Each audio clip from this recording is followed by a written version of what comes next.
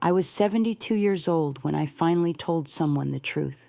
For decades, I kept that secret buried deep beneath smiles, Sunday church songs, and my perfectly trimmed garden in New Hope, Pennsylvania. But secrets, especially the ones that start in childhood, don't stay quiet forever. They age with you. They follow your shadow. And sometimes they whisper when the wind brushes your cheek in the same way he used to. My name is Virginia Carter. Folks in town call me Miss Ginny. I bake for church fundraisers, crochet blankets for newborns at the hospital, and keep to myself. People say I've lived a quiet life, but they don't know the quiet I carry is the kind that screams inside. This story isn't one I ever wanted to tell, but I've come to understand that silence, in its own way, becomes part of the abuse. And at 72, I don't want to take this weight to my grave. So if you're sitting down, I'd like to tell you something I've never shared about my childhood, my mother, and the man who changed everything. I was 9 years old when Ray Dawson walked into our lives. Back then, it was just me and Mama Laura Carter. We lived in a little rented cottage on the edge of Main Street, near the train tracks where the whistle used to lull me to sleep. My mother worked long hours as a waitress at Sandy's Diner. She was proud, stubborn, and tired more often than not. We didn't have much, but we had enough. Mama used to say, "Virginia, one day I'll find us a better life. Just wait and see." And then, one Tuesday morning, Ray came in. He was tall, charming, with slicked back hair and a grin that made the older waitresses giggle behind the counter. Mama said he was just a customer at first. But customers don't linger like that. They don't leave tips folded into hearts. They don't stand outside in the rain waiting for your shift to end. Ray did. Within weeks, he was helping Mama carry groceries. Then he was having coffee at our kitchen table. By that summer, he was sleeping in our house. I didn't trust him from the start. I couldn't explain it. He never raised his voice. He never said anything cruel, not in front of Mama. But when she wasn't looking, his eyes would linger on me too long. His smile would shift, like a mask slipping just an inch. One night, I asked Mama why Ray had to stay over so often. Her expression changed. She sighed, set down her cup of tea, and cupped my face. "Ginny," she said, "Ray's been good to us. He's helping me out. He could be the family we never had." I didn't argue. I knew better than to question Mama when her voice turned soft like that. It meant her mind was made up. Still, something in my stomach twisted every time she left for work and Ray stayed behind. At first, it was little things. Ray would sit too close on the couch. He'd comment on how pretty I was getting, how I was starting to look like a woman. I was 9.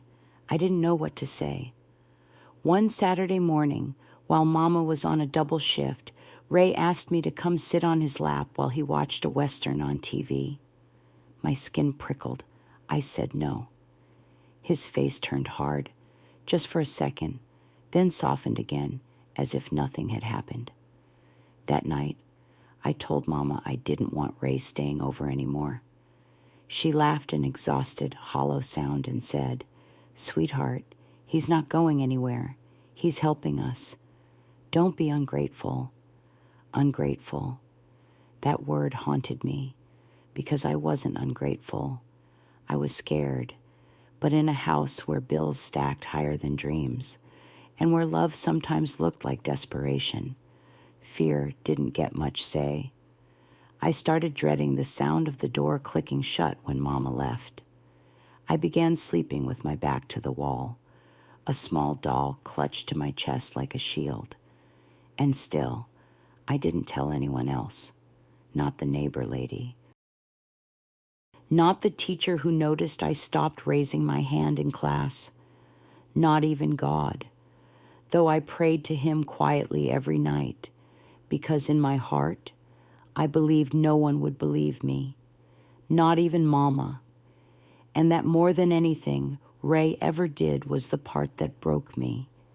Back in the summer of 1960, New Hope was a postcard town, quiet streets, corner stores, and neighbors who left their doors unlocked. It was the kind of place where kids played hopscotch on the sidewalks and grown folks waved from their porches without asking much about each other's business.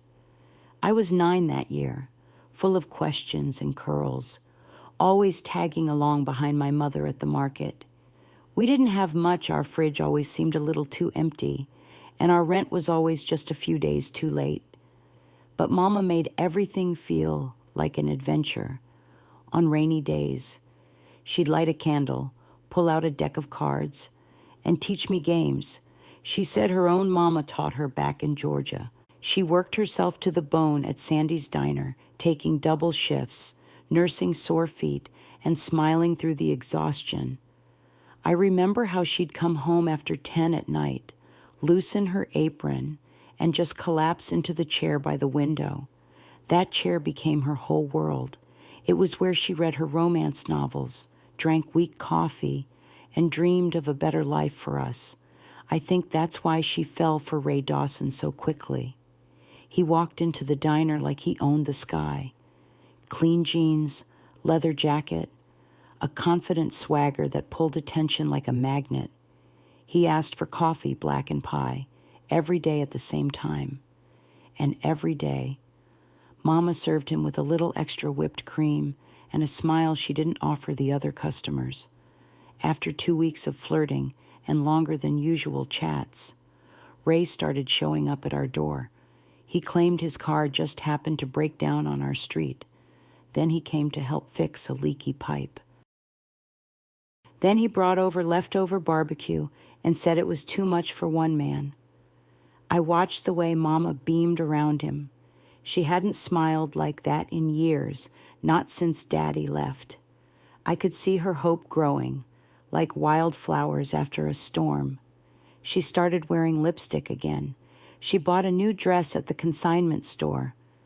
I didn't want to ruin her happiness, but something about Ray made my stomach churn. He was too nice, too smooth. He looked at people the way a cat stares at a birdcage, like he's already figured out how to open it. At first, he made little jokes at my expense. "You're growing up fast. Ginny," he'd say, ruffling my hair. "Better keep the boys away." Or, "Don't go breaking hearts like your mama." It made me uncomfortable, but Mama would laugh and tell me not to be so sensitive.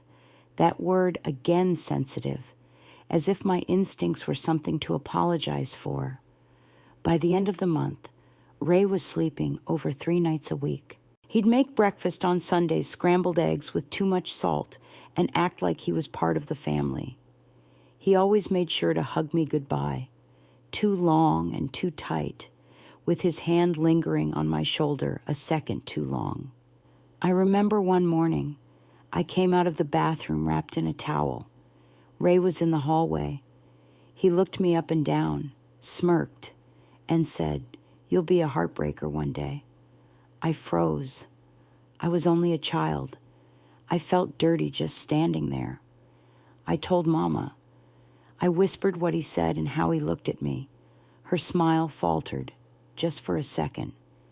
But then she sighed, set down her coffee mug, and said, "Ginny, sometimes men just don't think before they speak." He didn't mean anything by it. He's been so good to us. Please don't try to find fault where there isn't any. I felt like I'd failed some test I didn't understand. Mama wasn't just brushing me off. She was asking me to accept it, to protect her happiness by swallowing my fear. I tried. I really did. I told myself maybe I was being too sensitive. Maybe I just wasn't used to having a man around. I even tried to be polite to Ray, to make Mama happy, but he never stopped with the comments. And the way his eyes followed me when I moved around the house made my skin crawl. I started taking longer routes home from school just to delay being alone with him. I made excuses to spend more time at the library, at friends' houses, anywhere but home. Mama noticed, but she chalked it up to me growing up. She didn't see the fear, or maybe she didn't want to. I remember one day we were walking home from church, and Mrs. Delaney, our neighbor, pulled Mama aside. She said, "Laura, I've seen the way that man looks at your daughter. You need to be careful." Mama was furious. "People love to meddle," she told me afterward. "Ray's good to me, and that's more than I've had in a long time." From that day on, she was defensive, almost protective of him. It was as if she'd tied her hope for a better life to Ray Dawson, and anything I said against him threatened to sink that hope. And so I stopped saying anything, but inside, I began to understand something no child should ever have to that sometimes. The person who's supposed to protect you can't or won't, and that's when the real danger begins. It happened one rainy Thursday evening. I remember the rain because I'd always loved the sound of it tapping against the tin awning over our porch. It usually made me feel safe, like the world had slowed down just enough for me to breathe. But that night, the sound turned sinister. The same rhythm that used to soothe me now echoed like a warning I didn't understand until it was far too late. Mama had picked up an extra night shift at the diner. The factory crowd came in after 10, and tips were better than usual if she worked late. I was in my pajamas by 8, curled up on the couch with a book, hoping Ray wouldn't come by. But hope doesn't do much when someone already has a key. I heard the front door open, no knock, no call out, just the creak of the hinges and the familiar jingle of his car keys hitting the bowl by the door. My body tensed. "Evenin', sweetheart," Ray said, his voice oily and casual, like we were old friends. I forced a polite smile, the way Mama had taught me to do. "Hi." He walked over, plopped himself onto the couch beside me, far too close, and picked up the TV remote. "What are we watching tonight?" I shrugged, clutching my book tighter. "I was reading." He chuckled. "Don't be a bore. Let's find something fun." He flipped through the channels, then threw his arm over the back of the couch right behind my shoulders. My throat tightened. "You know," he said, voice lower now, "you're really starting to look more like your mama." Beautiful woman, that Laura. I didn't respond. I kept my eyes on the page, even though I hadn't read a single word in 5 minutes. He leaned in. "Bet you'll break some hearts one day. Boys must already be chasing you." I turned my face away, hoping the book would hide the fact that I was shaking. "I'm only 9. He laughed. "Yeah, but not for long." Then it happened. His hand slid from the back of the couch down to my shoulder and lower. I froze. I couldn't move, couldn't even breathe right. I remember staring at the same sentence in my book over and over, as if focusing hard enough could erase what was happening. His breath was warm and sour, too close to my ear. I finally stood up so fast the book tumbled to the floor. "I'm tired. I think I'll go to bed." His eyes darkened for a split second. Then he smiled again. "All right, pumpkin, sleep tight." I locked my bedroom door that night. It didn't have a real bolt, just one of those simple knobs with a flimsy turn lock. I pushed a chair under the doorknob for good measure. Then I curled up under my blankets, fully dressed, staring at the ceiling until dawn. I didn't sleep. When Mama came home around 2:07 a.m., I heard her humming in the kitchen. She must have had a good night. I wanted to run out and tell her everything, but my body wouldn't move. My voice felt caught in my throat. wrapped in fear and confusion and shame I didn't understand. The next morning, she was in a chipper mood. Ray said you two had a nice, quiet evening, she said, sipping her coffee. I wanted to scream. Instead, I nodded. That was the first time I lied to protect her happiness. It wasn't the last. The days that followed blurred together. Ray acted like nothing had happened. Maybe that's what frightened me the most, his casual cruelty. The way he could switch back to Mr. Nice Guy so easily. He'd ruffle my hair in front of Mama, bring me candy like nothing was wrong. But his eyes always told the truth. They said, I know you won't tell. You don't matter enough to be believed. And somehow, I believed him. I started pulling away from everything. I stopped going to the library after school. I faked stomach aches to stay home. When I couldn't avoid him, I kept a baseball bat under my bed, even though I knew I wouldn't have the guts to use it. My hands were too small, my voice too weak, and Mama was too in love. I began failing my spelling tests. I drew pictures in class of girls hiding behind doors, of storms that never ended. Ms. Elaine Brooks, my teacher, started noticing. She asked me once, gently, why I was so quiet lately. I shrugged. What could I say? That a man who smelled like sweat and Old Spice was stealing pieces of me when no one was looking. That my mother's love had left me defenseless. I didn't have the words. Not yet. One afternoon, I came home from school and found Ray in the kitchen, drinking beer out of a mug. Mama wasn't home. He smiled wide. Thought we'd have some time to chat, he said, tapping the seat beside him. I didn't sit.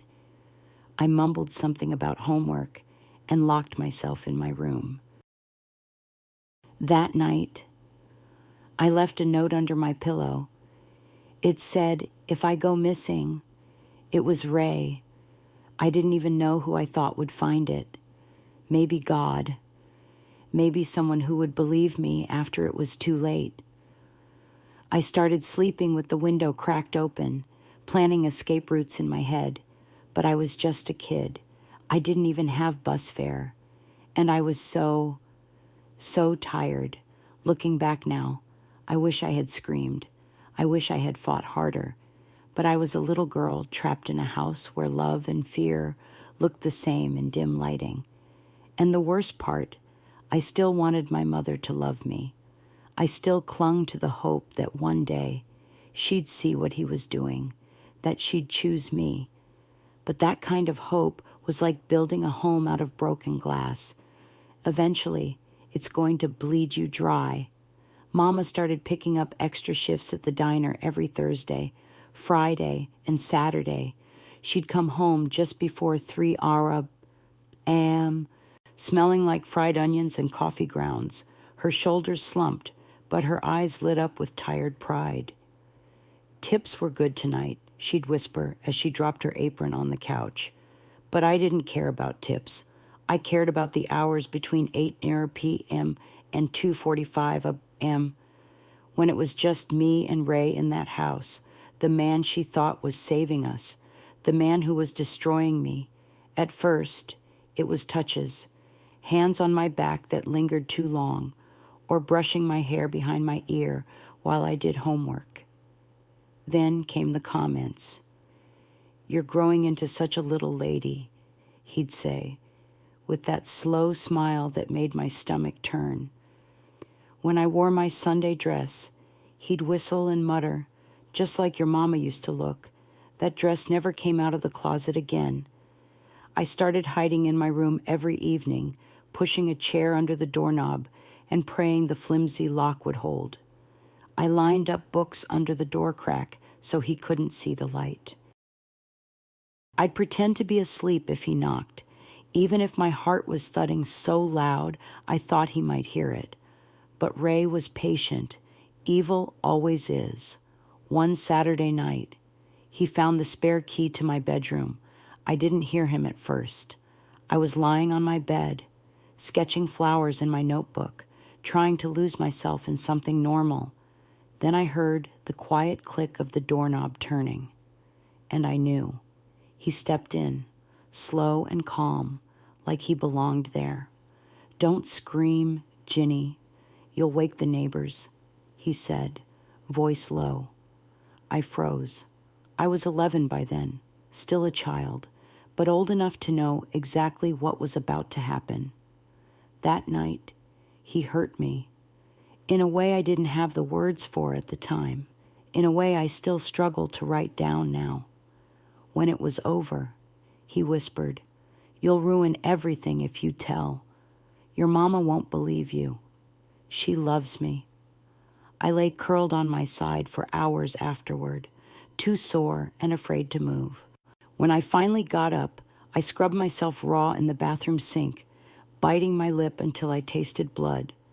The skin on my arms turned red and peeled for days. I tried to tell Mama the next morning. I really did. I waited until Ray had left to run errands, and I sat beside her at the table. She was counting tip money, humming to herself. "Mama," I said, "can I tell you something?" She looked up, distracted. "Sure." "Baby." "What's wrong?"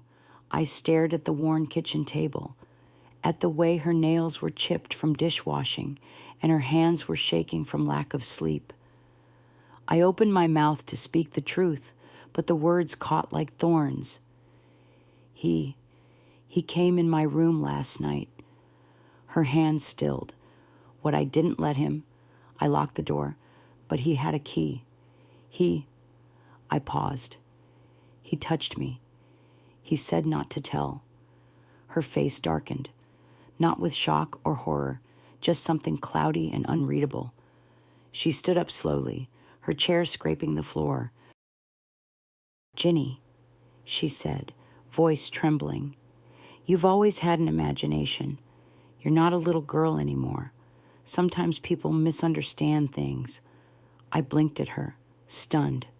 "Mama, I'm not lying." She looked away. "Maybe you were dreaming."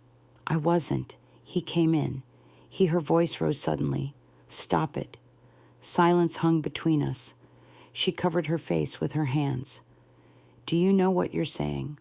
What kind of man do you think Ray is? He pays the bills. He keeps this house running. If you don't like him, that's one thing. But don't say things that could destroy what we have. What we have." I looked at her then, not as my mother, but as a woman clutching onto a lifeline. She wasn't choosing him instead of me. She was choosing survival over the truth.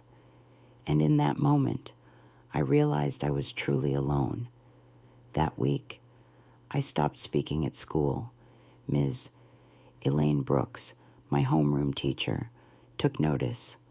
"Virginia," she said gently one afternoon, "can you stay after class for a minute?" I sat quietly as the room emptied out. She closed the door and knelt beside my desk. "You haven't smiled in weeks, and you don't raise your hand anymore. I want to help, but I need you to help me understand." I stared at her shoes. My voice came out hoarse. "It doesn't matter." "Yes, it does. No one believes me. Try me." I wanted to tell her so badly, but something in me was broken. I didn't have the courage.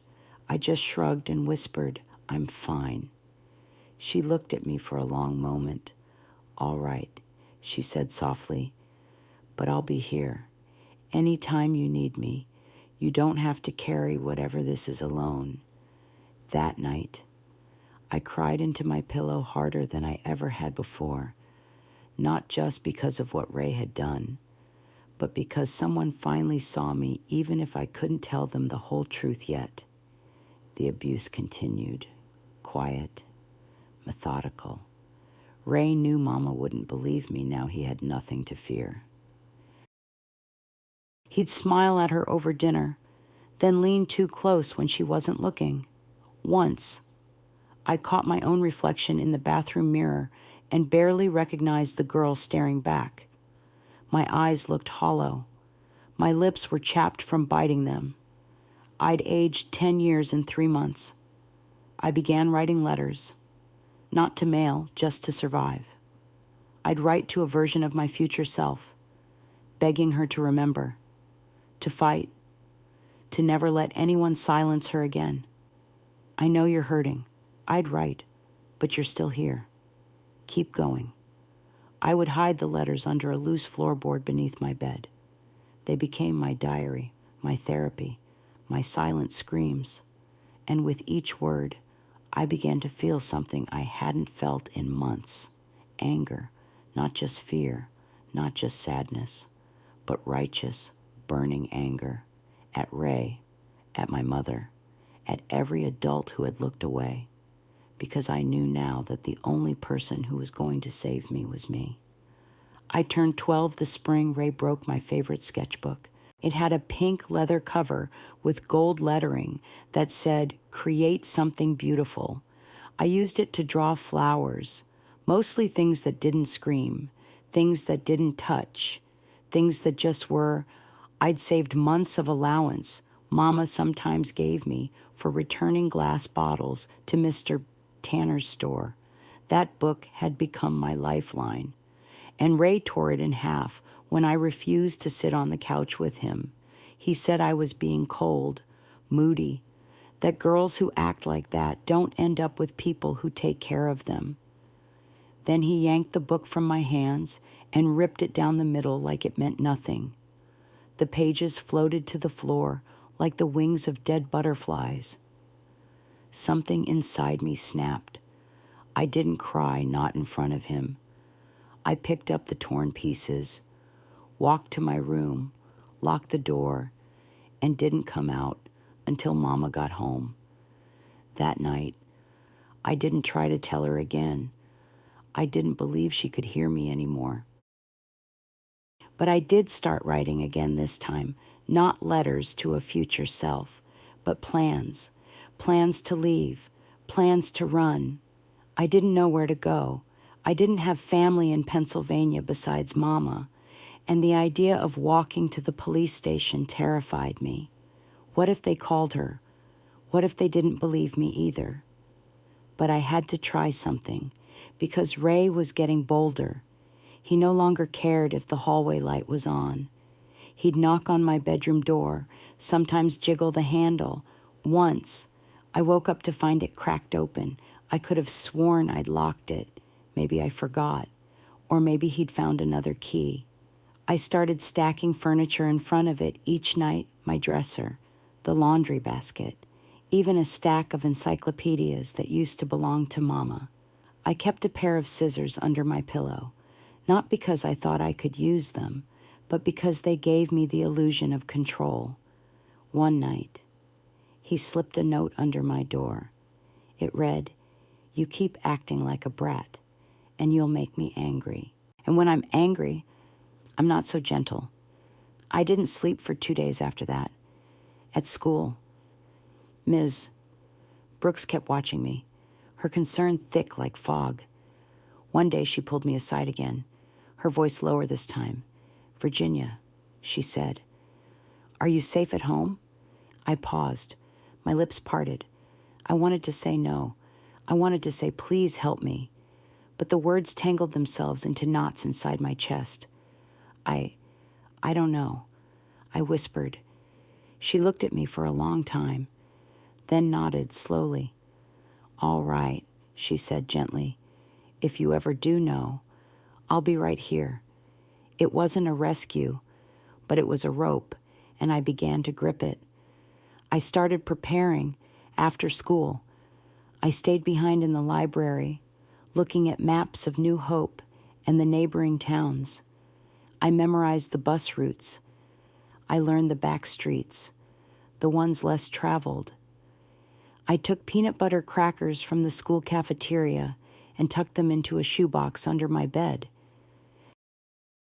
I collected loose change wherever I could find it, between couch cushions, under Mama's purse, even a quarter I stole from Ray's coat pocket when he wasn't looking. I didn't feel guilty. I felt alive. For the first time in months, I had a plan, no matter how small or fragile, and that gave me strength. Then came the night I almost didn't make it out. Mama had left for an overnight shift. She'd kissed my forehead and said, "Be good for Ray, sweetheart. He's been trying so hard." I wanted to scream, trying to do what? Mama, break me in half like you let him do to my drawings. But I just nodded. As soon as the door closed behind her, Ray turned to me with that look, that slow, rotten smirk. "Let's not pretend tonight, Ginny. We both know what happens when your mama's away." I ran. I didn't even think. My legs took over. I bolted to my room, slammed the door, shoved the dresser, the laundry basket, the books, all of it in place, and crouched by the window, hands trembling. He banged on the door, hard. Open it, I didn't. He shouted louder. I heard him stomp down the hallway, slam something in the kitchen, then go quiet. Too quiet. I don't remember falling asleep, but when I woke up, it was light outside, and the door was untouched. He never mentioned it again, but I think he realized that night that I wasn't going to be easy anymore, that whatever power he thought he had over me, it was starting to slip. And I realized something, too. I wasn't just surviving. I was waiting for the right moment, waiting for someone to notice, waiting for a door to crack open, because I knew if I stayed much longer, I wouldn't just lose my childhood, I'd lose myself. And I wasn't going to let him take that. Not forever. I never said the words directly. Not at first. But Ms. Elaine Brooks didn't need me to. She was one of those rare adults who noticed, who listened not only with her ears, but with her eyes and her heart. It was early May. Spring and new hope meant wildflowers blooming along the highway and the scent of damp soil in the air. But inside me, everything still felt gray, numb, like I was walking underwater. That day, I stayed behind after class, pretending to organize my books. Ms. Brooks approached slowly, as she always did, no sudden movements, no pressure. "You've been staying late a lot lately," she said, smiling gently. "I don't mind the company. But is there a reason you don't rush home like the other kids?" I shrugged, just like it here. "I guess." She knelt beside me, her voice soft. "Virginia, you know, when I was your age, I used to hide in the school library. It was the only place that felt safe. I froze." She continued, "Sometimes the place you're supposed to call home isn't." My lips trembled. I couldn't speak, but my eyes filled with tears, and I turned my face away quickly, ashamed. She didn't press. She just placed a small, folded piece of paper on my desk. "If you ever need help," she said, "this is the number for someone who can protect you. No questions, no judgment." I stared at that paper for hours that night. I didn't call, but I held it like it was the only piece of solid ground in a world that kept shifting under my feet. A week later, something changed. Ray had been quiet since the night I locked myself in my room. He hadn't tried to force his way in again, but his presence lingered like poison in the air. I knew it was only a matter of time before he tried something worse. That Sunday afternoon, Mama asked me to help fold laundry. Ray was in the living room, pretending to watch a ball game, but his eyes were on me every time I moved. "I think Ginny's finally warming up to you," Mama said with a smile, tossing him a fresh towel. Ray chuckled. "Takes time. Girls her age are complicated." I wanted to vomit. That night, I sat on my bed and opened my sketchbook, the new one I'd found at a church rummage sale. I didn't draw flowers. I didn't write letters. I wrote a confession. Everything. In detail. I didn't sign my name. I didn't even write "Dear Ms." Brooks. I just wrote the truth and folded the pages carefully. The next morning, I slipped it into my math workbook. When class ended that day, I approached Ms. Brooks quietly. "I left something for you," I said, avoiding her eyes. She looked confused but nodded. "Thank you, sweetheart." That night, I couldn't eat. I couldn't sleep. My stomach was a knot of fear and possibility. The next morning, she called me to her desk before class began. Her face was pale.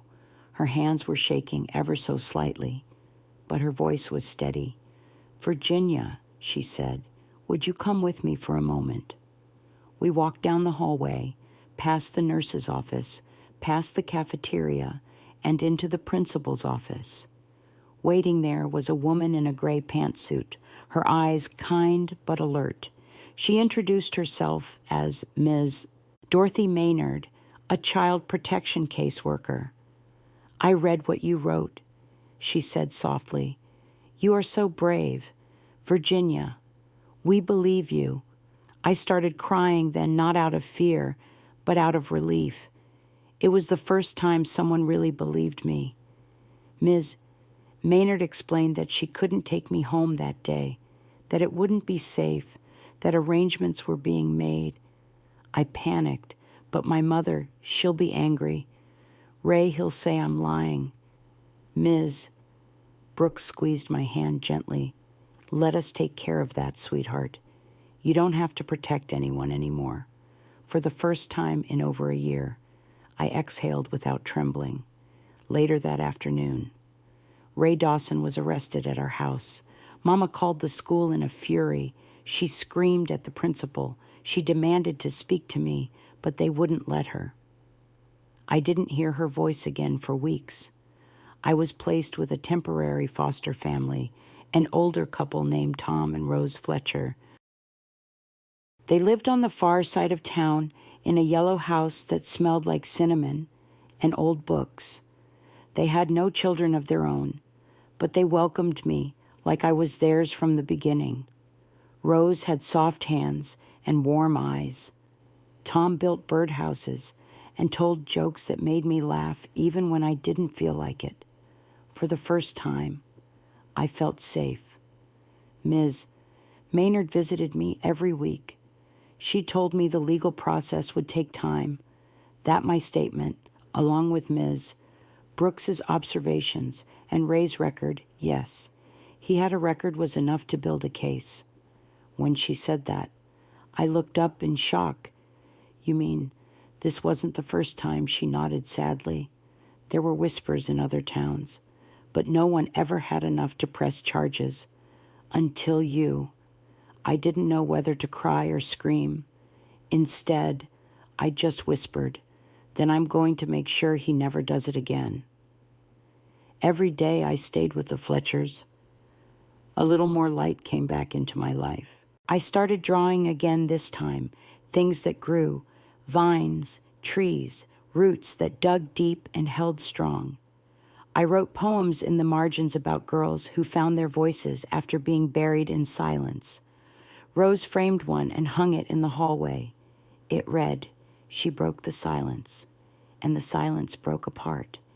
Now, in its place, grows a girl with a warrior's heart. Ms. Brooks came to visit once a week. Sometimes she brought banana bread. Sometimes she just sat and listened as I spoke without fear. She told me she was proud of me. But more than that, she told me she loved me, and I believed her, because for the first time in my life, someone was fighting for me without asking me to earn it. I used to think courtrooms were only places you saw in black and white movies, rooms filled with wooden benches, serious men in suits, and a hammer that made the world go quiet when someone slammed it down. Turns out that part was true.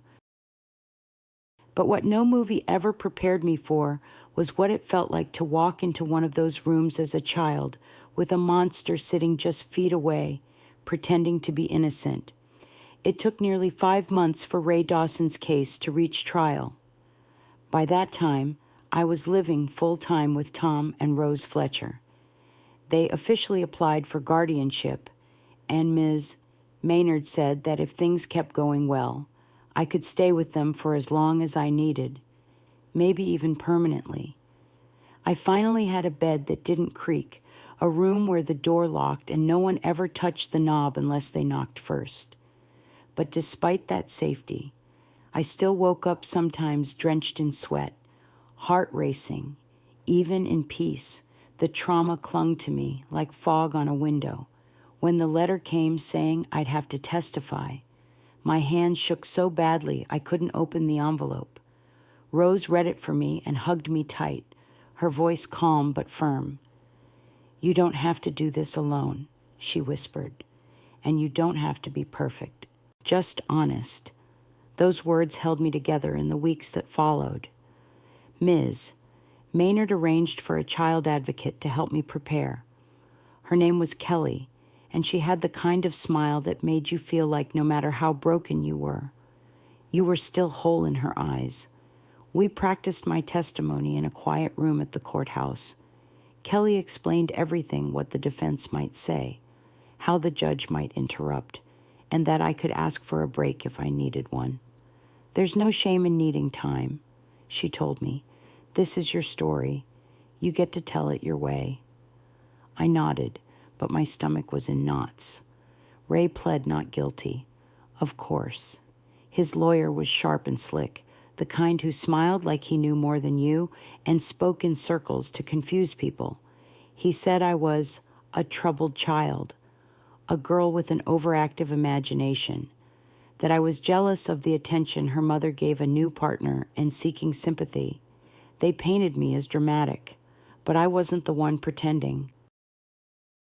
When I walked into that courtroom, I saw Ray sitting beside his attorney. His suit didn't fit right, too tight around the neck. He didn't look at me, not once. I took the stand and swore the oath with a voice that barely rose above a whisper. Then I sat down and began to speak. At first, I was terrified. My mouth was dry. My hands trembled in my lap. But when I looked to my left, I saw Ms. Brooks seated behind the prosecutor. Her eyes met mine, and she gave me the tiniest nod. That was enough. I told them everything, about the late-night visits, about the notes he slipped under my door, about how I used to sleep with scissors under my pillow just to feel like I had something sharp when everything around me felt dull and dead. I didn't cry, but when I told them about the sketchbook, the one he tore in half, when I refused to sit close to him, I felt my voice catch. That book meant everything to me. I said it was mine, the only part of myself that still felt untouched. The courtroom went still. I looked up and saw the jurors watching me, eyes soft, brows drawn, faces quiet. I kept going. I told them about the night he came into my room with the spare key, about the way my mother had looked at me like I had broken her heart, not the man who had shattered me piece by piece. And then the defense attorney stood. His questions were sharp, meant to trip me. "Are you sure it wasn't a dream? Why didn't you scream? Why didn't you tell someone sooner?" I answered as calmly as I could. "Because I was a little girl," I said. And I was scared, but I'm not scared now. It wasn't a perfect answer, but it was the truth. And the truth was finally louder than the lies. The jury deliberated for a day and a half. I didn't sleep at all that night. I lay awake in my room at the Fletchers, staring at the ceiling and thinking about all the other girls who'd been hurt by Ray, some who hadn't been believed, some who never told, some who'd grown up haunted like I almost did. The next morning, we sat in the courtroom as the verdict was read, guilty, 3 counts of aggravated assault on a minor, 1 count of endangering the welfare of a child, sentenced to 25 years without parole. I didn't cheer. I didn't smile. But when the judge banged his gavel and people began to stir, I felt something shift inside me. A door had opened, and I had walked through it. Later that day, I sat on the front steps of the Fletcher's home with a blanket over my shoulders. Tom brought me hot cocoa, and Rose sat beside me, holding my hand. "You did something today most adults couldn't do," she said softly. I didn't feel brave. I replied, "Bravery isn't about what you feel. It's about what you do, even when you feel small." Ms. Brooks visited that evening. She brought flowers and a framed copy of one of my poems. I read it out loud, voice trembling but clear. He tried to break me in the dark, but I found the light inside my spark. Now every word I speak out loud is stronger than his silence allowed. They clapped quietly. No one said anything more. They didn't need to, because in that silence, I heard something new. Peace. People talk about healing like it's a destination, like one day. You wake up and you're fixed. But the truth is, healing is a long, winding road with no signs and 100 wrong turns. It's learning how to trust the quiet again, how to breathe without flinching, how to love without fear. It doesn't come all at once. Sometimes it doesn't come easily at all, but it does come. And for me, it started with the Fletchers. After the trial, I stayed with Tom and Rose full time. They made it clear their door was mine for as long as I wanted it. No strings, no pressure, just home. For the first few months, I barely left my room unless I had to. I couldn't stand loud noises. I jumped when someone walked in too quickly. I panicked if the door creaked open at night. Tom replaced my door with a solid wood one that locked securely. He even put a small bell on it so I'd always hear if someone entered. Those little things meant everything. Rose cooked warm meals every night, soft things like mashed potatoes and chicken noodle soup.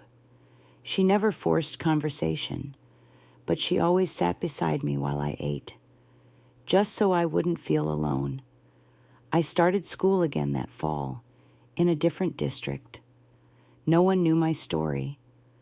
I was just the quiet girl who draws, and that was fine by me. I kept to myself. But slowly, day by day, I began to bloom again. I joined the art club. I started volunteering at the library after school. I'd shelve books and stare out the windows at the falling leaves, wondering how something could die so beautifully. Ms. Brooks and I kept in touch. She sent me letters, long ones filled with encouragement and gentle reminders. You are more than what happened to you. You are not broken. You are becoming. I read those letters on the nights when nightmares came back. I kept them in a box under my bed, tied together with ribbon. By the time I was 14, I no longer flinched when someone said my name too loud. At 15, I gave a presentation in English class and didn't stammer once. At 16, I applied to a summer program in Philadelphia for aspiring writers and got in. I rode the bus there on my own, trembling with excitement, gripping Rose's packed lunch like it was gold. That summer changed me. I met other girls, some who'd survived worse, some who hadn't spoken a word about their past until we sat together under trees and whispered truths into the wind. We shared stories, poems, drawings. It was the first time I realized I wasn't alone. Not really. I decided then and there what I wanted to do with my life. Not just survive, help others survive, too.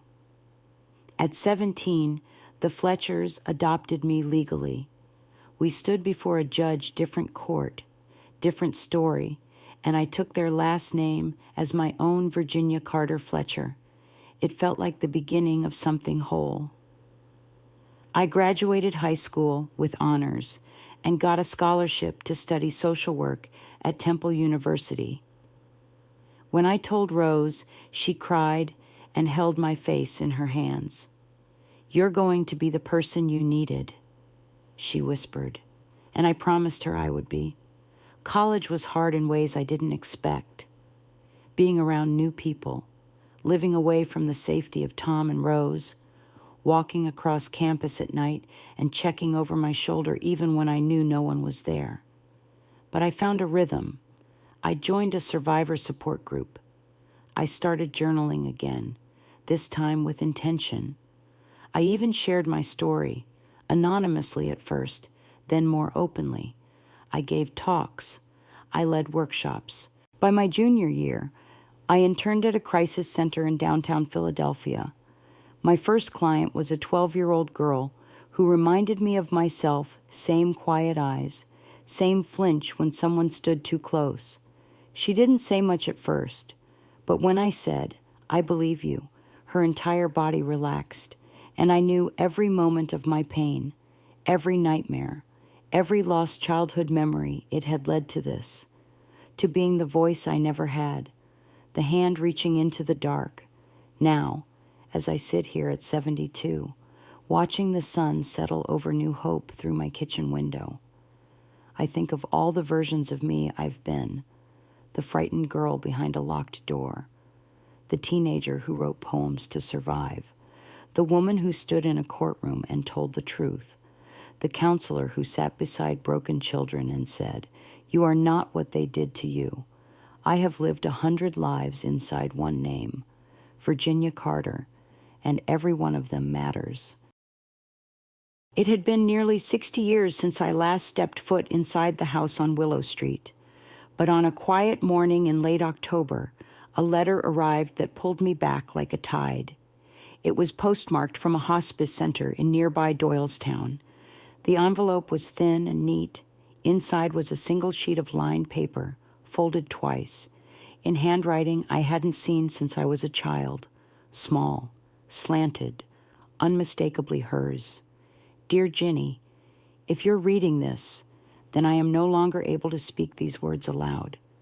I have been told my time is short. There's no way to make up for what I allowed to happen. No apology can reach far enough. I failed you. I failed as your mother. I was weak. I chose the lie because it was easier than facing the truth. But I've lived every day since with the sound of your voice ringing in my head, the way you said Mama that morning, hoping I would protect you, and I didn't. I'm sorry. I don't deserve your forgiveness, but I needed you to know I have always loved you, even when I was too broken to show it. Laura, I read it once, then again, then a third time, barely breathing. I wasn't sure what I felt. Not sadness, not rage, not relief, just a deep, still ache like a place inside me had waited all this time for those words, even if they came far too late. Tom and Rose were long gone by then, buried side by side on the hill behind the Methodist church. I stood by their graves the next morning, holding the letter in my hand. "I think I need to go," I whispered, just once, just to look her in the eye. The hospice center was quiet, wrapped in the stillness only fall can bring. Golden leaves blanketed the walkways. I walked slowly, my heart pounding like I was 10 years old again. A nurse led me to the room. Inside, my mother lay small and pale, her skin as thin as parchment. Her once dark hair had faded to wisps of silver, and her eyes, those sharp, restless eyes I'd once pleaded with, were now soft and hollow. She blinked slowly when she saw me. It took a second. Then she gasped, "Ginny," she rasped. "You came." I didn't know what to say. The child in me wanted to scream. The woman in me stood still. "I got your letter," I said at last. Tears welled in her eyes. She reached out with trembling fingers. "I prayed, every day, that you'd forgive me before I go." I stepped closer, sat in the chair by her bed. For a long while, we said nothing, just breathed the same air for the first time in decades. I was a child. I said finally, "And you didn't protect me." "I know," she whispered, "and I carry that every day." Silence fell again. She looked away. "I don't expect you to say anything kind. I didn't want to leave this world without telling you that I know. I know what I did." I nodded. "I forgave you," I said, long before you asked. She turned toward me again. Surprised, "I didn't do it for you." I added, "I did it because carrying hate that long, it burns holes in your soul." She began to sob quiet, broken gasps. "I wanted to believe you," she choked out. "I just couldn't bear the truth." I reached for her hand, not out of affection, but out of mercy. "You don't have to carry it anymore," I whispered. For the first time in my life, she didn't try to explain herself. She didn't beg. She just held my hand like it was the last anchor in her storm. And maybe it was. When I left the room, I didn't look back because I didn't need to. The past hadn't vanished, but I was no longer trapped inside it. I never had children of my own. People used to ask why, and I'd just smile and say, "The world gave me enough to take care of." And it was true. I spent over 30 years as a counselor, working with children who had lived through things they could barely speak of, things like I had once lived through. I listened, I believed, and sometimes that was all they needed to start healing. Some of them still write to me. Miss Carter, one wrote, "You were the first person who didn't flinch when I told the truth." That line stayed with me because so many of us spend our lives hiding what was done to us, ashamed as if we caused it. We shrink ourselves down to make others comfortable. We carry burdens that were never ours to hold. But I learned something through all those years. The truth doesn't lose its power just because it was buried. It waits. And when we speak it out loud, it sets us free. At 72, I sit in the same town where it all began. New Hope. It's changed, and so have I. The house on Willow Street was torn down years ago. In its place is a park where children now play. I visit sometimes. I sit on the bench beneath the sycamore and listen to the laughter. I don't cry anymore when I hear it, because I know now that child I once was didn't die. She survived. She grew, and she learned how to turn pain into purpose. Forgiveness didn't come easy. It never does. But I forgave not to excuse the past, but to reclaim my future. I forgave my mother. I forgave myself.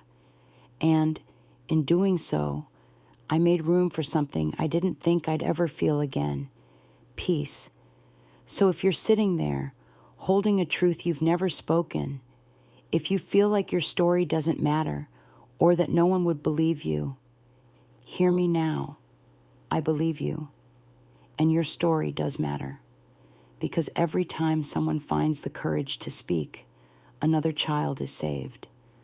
Another woman is freed. Another wound begins to close. And that is how we heal, not just as individuals, but as a community. Silence can protect the ones who hurt us, but it also buries the parts of ourselves that deserve to live. When we finally choose to speak, to reach out, to be seen for who we truly are, not as victims but as survivors, we don't just change our own story. We become the reason someone else believes they can change theirs. You are never too old to heal. You are never too late to be free. And you are never, ever alone. If this story touched you, I invite you to leave a comment, share your thoughts, share your story if you feel ready, or simply say you're here and listening. And if you'd like to hear more stories like this, stories of courage, survival, and hope, please consider subscribing to this channel, because somewhere out there, someone is waiting to hear exactly what you've lived through. and realize they're not alone either.